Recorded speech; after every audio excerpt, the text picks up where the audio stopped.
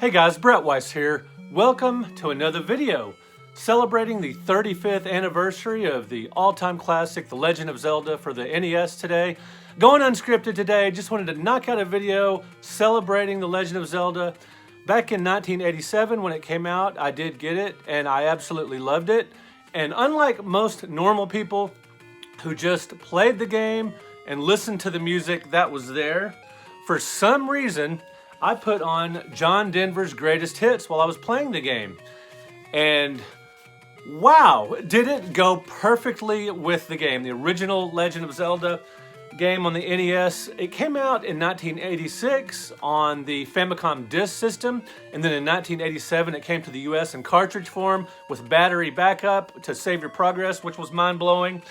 But John Denver's greatest hits went so well with it as you're adventuring. Listen to some of these song titles. Leaving on a Jet Plane. Now there's no jet planes in Legend of Zelda, but it does suggest a journey. Take Me Home, Country Roads, perhaps when you're traveling to certain areas in Zelda. Poems, Prayers, and Promises.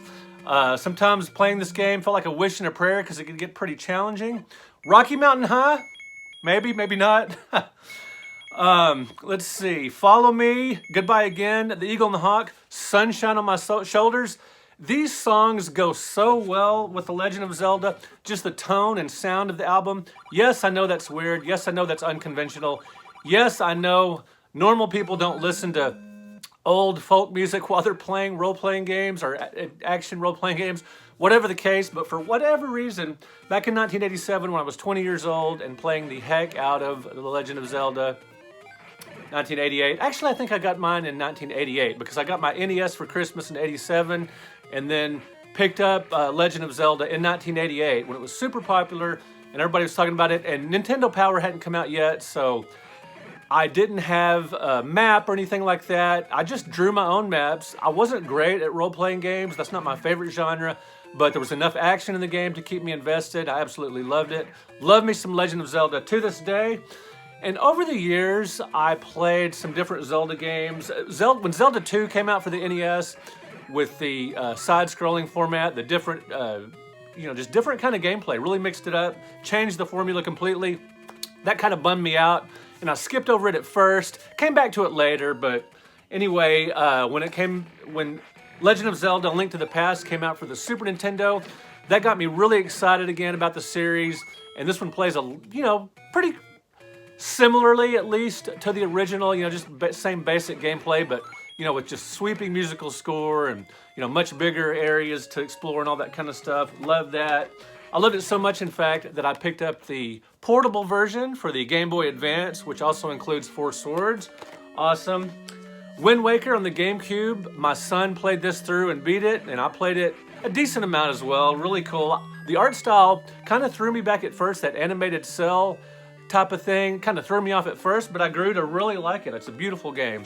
And then I saw this come out in the stores. Now, when the Zelda games came out for the Nintendo 64, I was busy with the PlayStation and, newly married, had kids and all that kind of stuff, so I didn't play that too much, but I did pick this up later.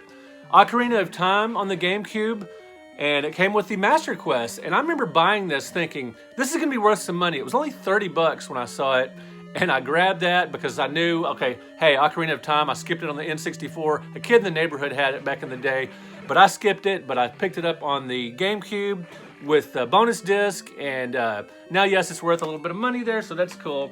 Currently have Breath of the Wild, and I'm kicking myself every weekend. I think, okay, I'm going to play this some this weekend, and I get busy doing other stuff.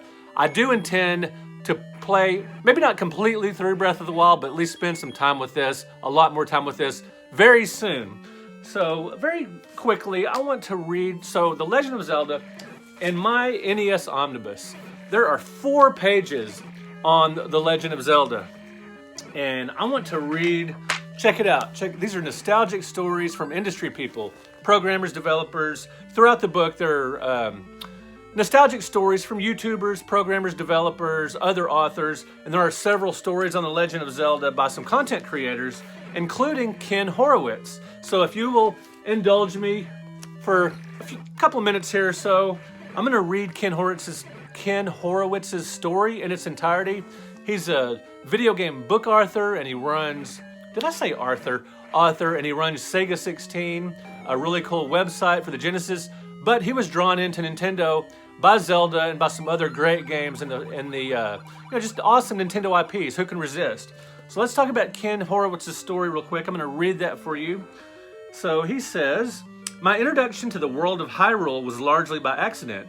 All I knew was that I had heard from friends back in 1988, and I had never actually seen the game in action. When my father asked me what I wanted for my birthday, an open invitation to ask for video games, I instinctively stated Super Mario Bros. 2, which I would play on the NES I had borrowed from a friend. Wow, what a friend, loaning you his NES? Amazingly, he replied, that's all. I was put on the spot. First of all, because I wasn't he said that's all with a question mark. So the father was saying he could get something else for his birthday. I was put on the spot, first of all, because I wasn't expecting him to offer me a second game. Also, I couldn't really think of any other major NES game I wanted to own. As a Sega guy, my knowledge of what was considered quality Nintendo wares was limited. All I could think of was Legend of Zelda. Yeah, it was a very famous game at the time, and still, obviously, which I had only seen in a few magazine screenshots. Why not, I thought? Or why not, though? A gift was a gift, so I tossed Link in with Mario and hoped for the best.